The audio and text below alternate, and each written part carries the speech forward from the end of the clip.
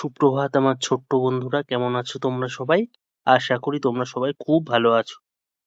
আমরা একটা সিরিজ চালু করছি, অসুখ এলে নয়, আগেই সতর্ক হই। এই সিরিজের মধ্যে বিভিন্ন অসুখ-বিসুখ এবং কেন সেগুলি হয়, তাদের থেকে প্রতিকার কি, সেগুলো নিয়ে আমরা ধাপে ধাপে আলোচনা করব। আজকে আমাদের সে আলোচনার প্রথম পর্ব। আজকে আমরা আলোচনা করতে চলেছি ম্যালেরিয়ার সাতকাহন নিয়ে।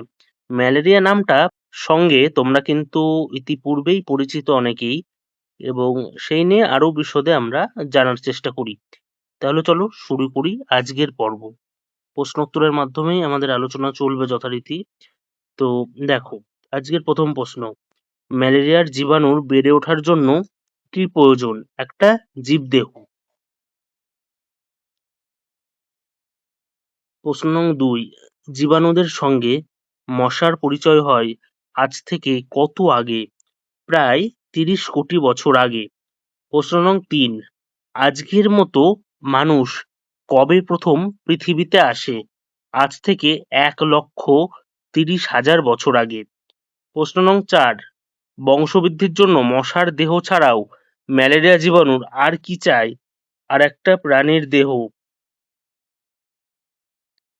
প্রশ্ন নং ৫, ম্যালেরিয়া জীবাণুর কতগুলি প্রজাতি মানুষকে তাদের বংশবৃদ্ধির নিয়মিত মাধ্যম হিসাবে ব্যবহার করেছে?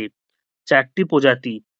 প্রশ্ন নং ৬, ম্যালেরিয়া জীবাণুর একটি পরিচিত প্রজাতির নাম লেখো। সেটি হচ্ছে প্লাজমোডিয়াম ভাইভ্যাক্স। প্রশ্ন নং ৭, প্লাজমোডিয়াম ভাইভ্যাক্স মানবদেহের রক্তের কোন উপাদানে থাকে? লোহিত রক্তকণিকায়। প্রসঙ্গত বলে রাখি, তোমরাও জানো, তবুও আর একবার আমাদের চর্চা হয়ে যাবে। সেটা হচ্ছে, মানুষের রক্তের রং তো লাল। কেন লাল হয়? রক্তে কিন্তু অক্সিজেন থাকে, আর আয়রন নামে একটি উপাদান থাকে, সেটা তোমরা জানো। তবে রক্তের মোটামুটি কিন্তু ৩টি উপাদান রয়েছে। একটা লোহিত রক্তকণিকা, একটা শ্বেত রক্তকণিকা, একটা অনুচক্রিকা। এদের কাজ কি তোমরা কেউ জানো? তাহলে কিন্তু কমেন্টস করো, আমি দেখে দেবো সেটা। ঠিক আছে, আমরা পরের প্রশ্নে চলে আসি। প্রশ্ন নং ৮, পোষক কি? প্লাজমোডিয়াম যে মশা আর মেরুদণ্ডী প্রাণীদের দেহে আশ্রয় নেয় তারা হলো পোষক।